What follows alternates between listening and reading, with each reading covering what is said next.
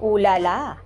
Kulitan ni na Jericho at Janine, marami ang pinakilig.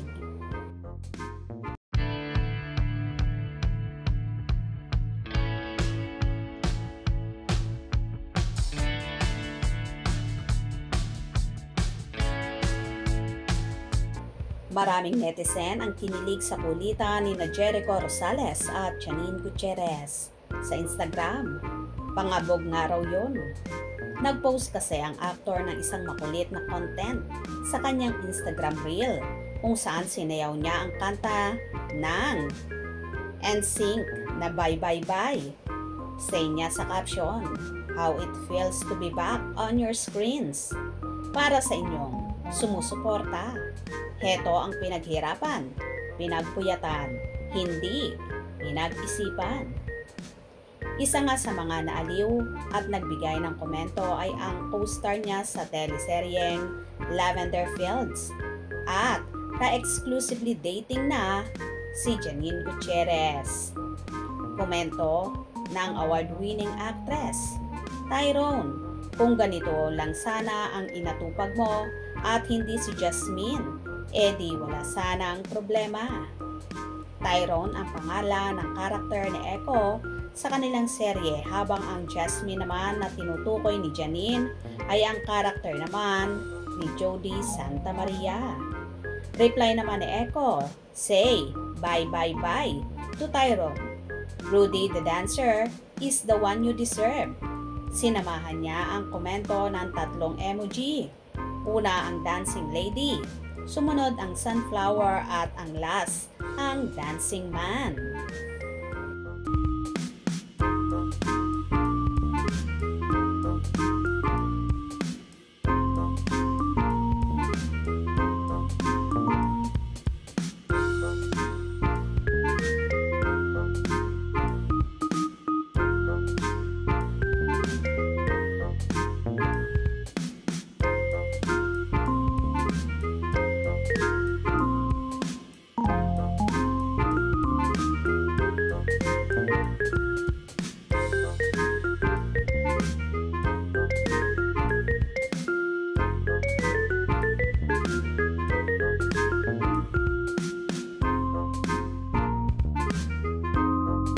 Ang sunflower ang sumisimbolo ng status ng puso ni Janine, habang ito naman ang tawag ni Echo sa dalaga.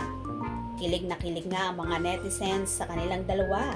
At Janine Gutierrez, grabe yung nagagawa ng pag-ibig kay at Jericho Rosales official, ibang in love. Komento ng isang netizen sa kulitan ni na Janine at Echo. Samantala, hindi lang kinakikiligan ng mga viewer ang tambalan ni na Echo at Janine.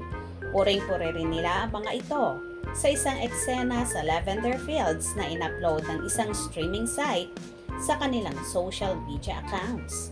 Say ng mga netizens sa X, dating Twitter, "Yeah, grabe galing. Ibang Echo sa actingan. Wow! Wow, Janine, superb acting. I was really surprised. She acts naturally and I can feel her emotions coming from the heart. The dialogue is heartbreaking. Congrats, Janine. You gave justice to your role." Maski nga si Janine ay pinuri rin ang nasabing streaming site sa kanilang caption. Post nila, "Janine Gutierrez absolutely left me reeling after this scene. I get why she called this show exclusive now." Sa kulitan ng dalawa ay talaga namang kikiligin ka.